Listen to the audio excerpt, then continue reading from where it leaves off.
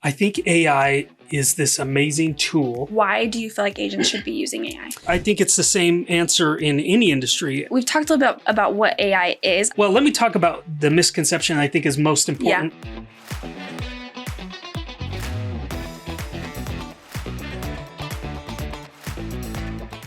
Welcome back to the REDX channel. I'm super excited for what we're talking about today. It is AI, which is still such a very prevalent topic in every industry, but in the real estate industry. So I have Curtis Fenn here with me today. The reason why Curtis is talking with me is because he loves AI, ChatGPT.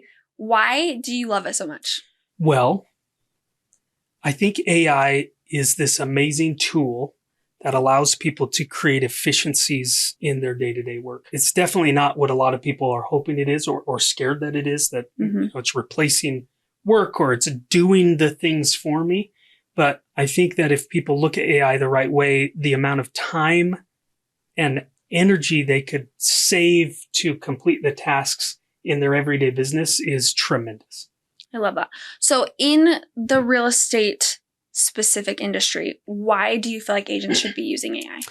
Yeah, I think it's the same answer in any industry, especially internal, like we're in tech, in prop tech, in the real estate space. For us, the amount of efficiency that we can create in our operations is huge, and we have 100 employees. The amount of time that an individual solopreneur, whether you're an individual agent trying to figure things out in your business, or you're a team leader trying to figure out how to create efficiencies, all of us could use more time in our day. And if you understand AI in the right way, you can begin to use it in a way that, one, I don't think feels overwhelming. I think a lot of people, there's a million tools out there, a million AI tools out there, and it starts to become overwhelming. And, you know, the Instagram influencers jumped on AI because of the hot topic so much. It was like, check out this tool, check out this tool, check out this tool. And it was like 10, 15 tools that you would have to go and look at.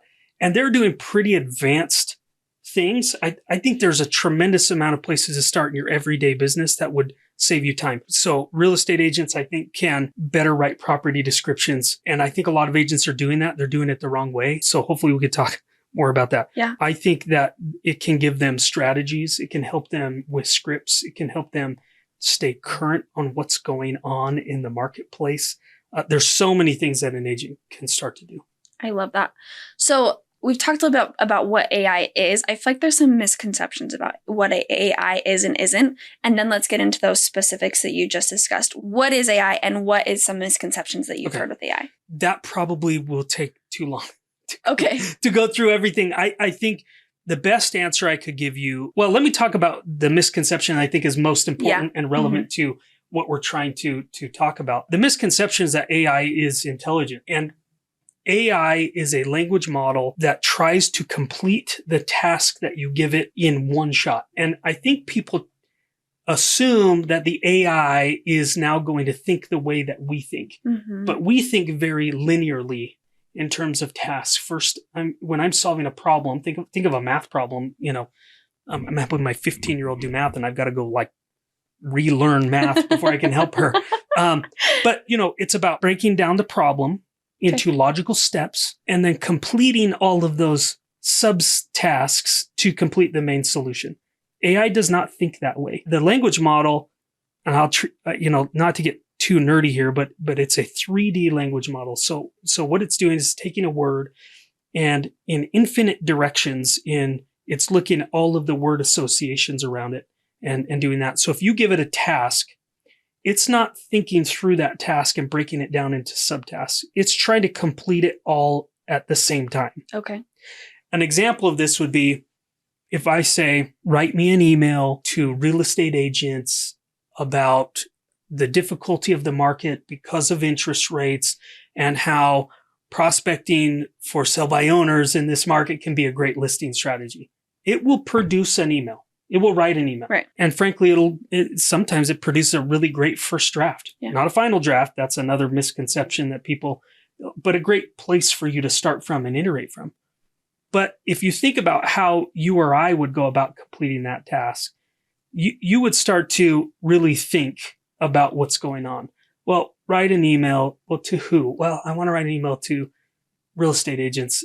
okay, well, let's think about all the things that are going on in the market right now. And what are their pain points because of the interest rates? And what is the research? Because it'll do research, especially, you got to have a paid version of ChatGPT. But if you use the word research, it will almost always search the internet. Yep. Right. So it searches the internet just like we would do. So we would go and we would say, okay, let me Google what people are saying about the market right now. Or let me go into a Reddit conversation and see what people are saying about why interest rates are making it difficult. And then we'd kind of have that. And then we go, okay, well, if that's the pain point, and then I really want to write an email that addresses that. How is prospecting for sell by owners the solution to those pain points? Even if we're doing this very quickly in our head, we're still thinking of it linearly. Right. Well, if you can break the task down and the prompts down into those same linear steps, the output of what AI will give you is infinitely better. I love that. That's awesome. Thank you for explaining that a little bit more. Let's talk about those specifics that you discussed. So the first one you mentioned was property descriptions of how agents can use ChatGPT or any AI. Would you recommend ChatGPT, or is there a certain platform? I am fond of ChatGPT. They keep iterating. They keep changing. It's getting better and better. Cool. I often am comparing to Gemini, which is Google's AI. Yep. There's different tasks I would use on each one. Gemini I use a lot more for just research-related tasks. I think that makes sense. As if it's a very advanced Google search. Okay. That's my experience. I still think that's better for the everyday person. $20 a month to get the paid ChatGPT and be on their newest algorithm with current internet search is, I think, the best investment that most business owners or leaders can make in their business. So I love that. ChatGPT. And the follow-up question? Property description. Property description. Okay. Yeah. So let me start by saying most agents are failing at writing property descriptions. How? How so? Well, it's so adjective heavy, gorgeous waterfront property that creates an ambiance of blah, blah, blah, blah, which doesn't matter unless you find someone's that's going to resonate so much with the emotion that you're trying to instill that they fall in love with the house or description. But if you think of 87% of people find their home online first, they're not finding it through an agent. They're finding it online. Well, we've been doing this for, 30 years. How do we optimize to be found online? And if you're doing a website, you're looking at, okay, let me hone in on keywords and key phrases that people are searching about my website so that I can make sure that I have content around that. Yep. And people aren't thinking of their property descriptions that way. And they need to be because even the MLSs or the portals that have the search bars, it's still a search algorithm. Right. Some of them are actually antiquated, which is to the benefit of real estate agents, meaning that they're what Google was 20 years ago, where they're just somebody's putting in a search and they're looking for descriptions that have the keywords that they typed in the search bar to pull up, right? So that makes it even easier. So now AI, if you go to AI, and again, we break it down into a linear process. You want to go into the AI and you want to say, hey, do some research on common keywords and phrases that people would search in my marketplace, right? This city, this state, this, in finding a home. Then it would find all those keywords. You might even ask it 2 or 3 times to break that down, because the more information you have in the chat, the more the end output is going to pull information from the chat to give you that output. Exactly. So you might ask for keywords and phrases. You might ask it to try to search or use a ChatGPT plugin or use Gemini for this. Have it search Google Trends to say what are people actually searching when they're doing a property search here, right? And it's going to come up with the obvious, right? Which is bedrooms, bathrooms. This is what it has. This is what it is. This is what they're going. But you can hone in all the way to starting to put in what you were going to put in, like beautiful, gorgeous, sunsets on the water. You could just say, what are people actually searching for when they want waterfront property?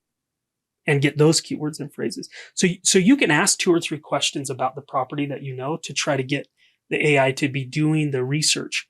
And I would even include, I would ask the question, what are they doing? But I would also include, please research common forums and discussions about what people are looking for and what they're saying. Because then it goes out to the entire ethos of human language on the internet, and it's going to find that stuff. So once you have those keywords and phrases, then you can move on to the next prompt. You can put in all of the description, all of the facts about your property. This is what it has. This is what it has. This is what it has. I would optimize the amount of characters or words allowed in your MLS description. I would break that up, though, to make it not feel like one really long paragraph, because people's brains don't want to read that much. Yep. But you want the search algorithm to find as much as you can. Yep. And so you want to get the keywords, get the key phrases. You want to give it facts. And then here's a trick that I do on almost everything. You just have to test this in your marketplace if it makes a difference. But I would then say, ask me 5 questions about this neighborhood that are relevant to the keywords and phrases that might be included in a property description. The chat will then ask you questions that you can answer. And then you can tell it, please write a description with all of the facts that I've given you about the property that targets the keywords and phrases, in that people are actually searching for. And it's going to write something. If it comes back super flowery, then I would actually say, write it without as many adjectives, more fact-based, based on what people are searching. And then a good trick on anything is to, once it gives you, if you like what it says, then say, please humanize this description. And what that will do is ChatGPT has been trained to write, sentence structure and it's trained. So if you say now humanize it, it's going to go out there and try to write it in a way that a human would, not in the way that AI would. And most of the time it comes back and it's like, oh, this reads way less, official, rigid. It reads more humanized. I love that. And I think like the biggest takeaway from everything that you just said is it's not a one-step thing. It is a process. You have to be almost having a conversation with AI, ChatGPT, and giving it steps, like you said, a linear process. And so even if like for every description, an agent can have a checklist that they go through with ChatGPT and answer every single question and go through that process and then, like humanize it at the end, right? Now, would you recommend for every description starting a new chat? Because you know how you can have like one thread, or would you do it all in the same I would chat? Well, this gets a little advanced. So for most people, just start a new chat every single time. Okay. For more advanced, and you have the paid version, you want to create a My GPT. And what that does is it creates a background master prompt, because now you want to instill who you are. So you want to tell it about you as a real estate agent. You want to tell it about your marketplace. You want to tell it things that an objective computer can't understand about the neighborhood, the culture of the area, and things like that, so that when it's writing from that lens, not to add a bunch of fluffy nonsense adjectives and sentences, but it's still going to take that into consideration when it does it. So I would make a GPT around my marketplace and around who I am as an agent. But for the most part, even that is like, you can get 90% of the way there by not doing that, by just writing a new one every time, searching keywords, searching trends of what people are searching for, and then having it write the description. But the other failure is people will copy the description, paste it in the MLS, and you can't do that because you still have to read through that and go, is this true? Yes. Did it hallucinate and make up stuff about my marketplace? Yes. So you do have to go back. And again, that's why I'm saying you do that. It's going to write a way better description than you could write on your own. If you just verify it and go in, the search results are going to be a lot better. Anytime I use any form of AI or ChatGPT and I'm getting that final, okay, this sounds correct or whatever, to me, it's not, okay, this is the final version. This is the final draft. Now I need to go proof this. And does it sound like me? Is it accurate? Does it accurately reflect the property you're describing? Would someone want to buy the house if they read this? Right? So asking those very human questions about it can help produce a much more final draft, and then you can make those changes.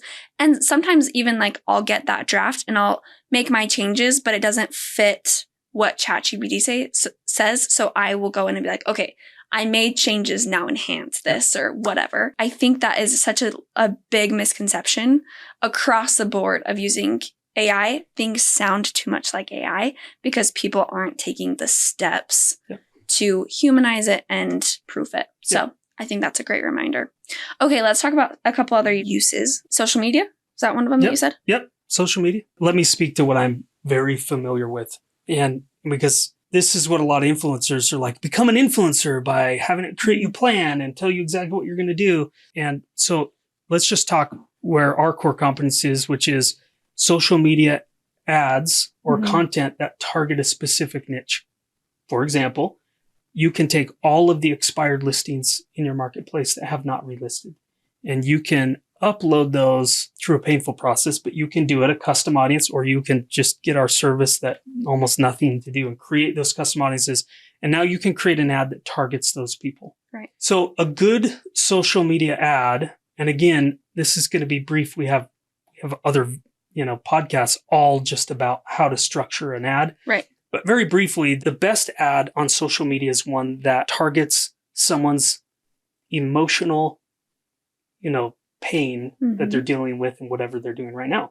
Otherwise, experts are saying it takes 30 to 50 times before you'll start to get people's attention.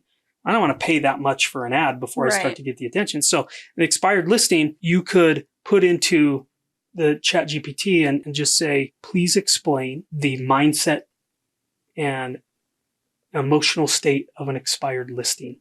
You might even tell it to research. In fact, we have prompts on this we have a whole guide that goes through how to create, the prompts that you should use in ChatGPT. So we should give people that. But again, you're asking about their emotional state so that it has that information. And then we actually have a prompt that gets very specific about, there's 3 questions around what is their emotional state or pain? What emotion do they need to feel to be able to move forward and make a decision in their life? And then, of course, how is a real estate agent the solution to that problem? And then we give it instructions on how to create the ad. So the title of the ad should be, agitate the pain point so it resonates with them. I'm just making this up. I actually would trust ChatGPT more than mine. But if it's an expired listing, are you frustrated seeing neighbor's home sell while you're sat on the market for 6 months? Yep. That's a real thing that the expired listings. So because it's a real thing that they're thinking about, they're going to notice that, notice that thing. Then the subheader is what gives them the emotion to then move on. And so if the AI has already done the research to figure out what do people commonly want to hear, or what helps them do this. And if they need to feel hope that their home will sell, then craft the subheader that relates to that emotion. Then of course, we never suggest that somebody puts an image in there. We always suggest they make a video. So then our prompt has them make a 30-second script explaining why this happens. And the call to action is the next logical step they should take to engage with you. DM me or click here to schedule an appointment or whatever. So, but again, I think as long as people are understanding that you don't just want to give it a task, you want to get it a series of linear tasks to gather information so that the output is far more accurate and good and closer to a final, draft, a final proofed draft as possible, so that you don't have to take it and then totally redo it anyway. That will waste your time, not give you efficiency back in your life. That's awesome. Yeah, definitely going back to those. Yeah. It's a process, it's steps. And social media is definitely where I have the most experience working with ChatGPT. In my opinion, if you're doing social media without using it, you're doing a lot more work than you need to be doing. Right. But what I've found that works really well when I'm I guess where I use ChatGPT the most is when I'm writing the captions, the text that goes with the video or the post. And I have found that I get the most unique or humanized captions when I first write my thoughts. So I could write out a draft of the caption and then I say, enhance this with this tone of voice, professional, like a coach, or maybe it's chill, like whatever. Like you can give it those prompts of what the tone of voice is. And then that has always helped me to get a good caption. And again, proofread it. Does that fit what you're wanting? You can ask it to give you another one. But writing down what I first think and then having it write it from there creates a caption that is much more humanized. Yeah. Yeah. Well, and what you're describing is one of the number one use cases I think business leaders and owners should use AI for, is an objective feedback of what you're doing. Right. So you can have it do tasks for you.